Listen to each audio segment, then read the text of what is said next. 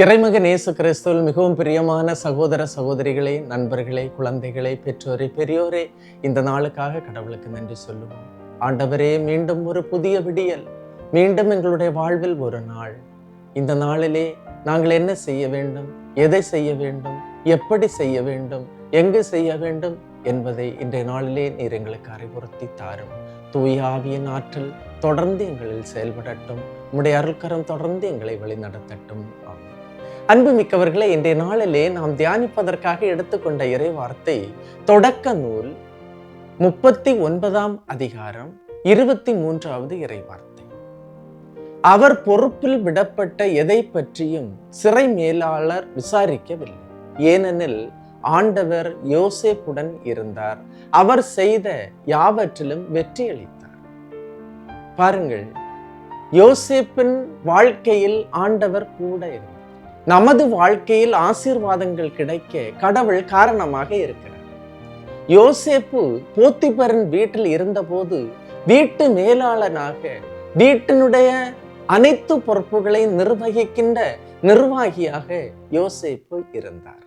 ஆனால் போத்திபரின் மனைவியால் வந்த அந்த துயர சம்பவத்தை தாண்டி அவர் சிறையில் அடைக்கப்பட்டார்.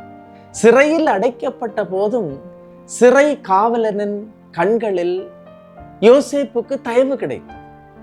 ஏனென்றால் யோசேப்போடு கடவுள் இருந்தார். அதுபோல யோசேப்பு கடவுளோடு நடந்தார். கடவுளின் திருவுளத்தை நிறைவேற்றினார். கடவுளின் கட்டளைகளை கடைபிடித்து கீழ்ப்படிந்து நடந்தார். யோசேப்பின் வாழ்க்கையில் கடவுள் முதலிடம், மற்றவை அனைத்தும் இரண்டாவது இடம். எனவே இறை வார்த்தைக்கு நீங்கள் உங்களுடைய வாழ்விலே முதலிடம் கொடுக்கும் போது ஆண்டவர் உங்களை ஆசீர்வதிக்கின்றார். காரணம், கடவுள் உங்களோடு இருக்கின்றார். இன்றைய நாளிலே இந்த அபிஷேகத்துக்காக நீங்கள் கேளுங்கள். நீங்கள் என்று கேட்கின்ற இறை வார்த்தை உங்களோடு தங்க வேண்டும், உங்களுடைய உள்ளத்தில் இருக்க வேண்டும். நீங்கள் செல்லுகின்ற இடமெல்லாம் அது உங்களுக்கு பாதுகாப்பாக இருக்க வேண்டும், அரணாக இருக்க வேண்டும். அப்பொழுது இறை வார்த்தை உங்களோடு இருக்கும்போது கடவுள் உங்களோடு இருக்கின்றார். கடவுள் உங்களோடு இருக்கின்றார் என்றால் நீங்கள் தூய ஆவியால் வழி நடத்தப்படுவீர்கள். கடவுளுக்கு உகந்தவற்றையே நீங்கள் செய்வீர்கள். வாழ்வில் வெற்றி கிடைக்கும், வாழ்வில் மகிழ்ச்சி கிடைக்கும். இதை நம்புங்கள். அன்புமிக்கவர்களே, இந்த இறைவார்த்தின் அபிஷேகம் உங்களுடைய இதயத்தில் இருக்கும்போது ஆண்டவர் உங்களை உயர்த்துவார், ஆண்டவர் உங்களை மேன்மையாக மாற்றுவார். நீங்கள் எந்த இடத்தில் இருக்கின்றீர்களோ அந்த இடத்தில் மனம் பரப்புபவர்களாக, வாசனை தருகின்றவர்களாக நீங்கள் மாறுவீர்கள். துன்பங்கள் மறைந்து போகும், துயரங்கள் மறைந்து போகும், கவலைகள் மறைந்து போகும். ஆண்டவர் உங்களோடு இருப்பார்.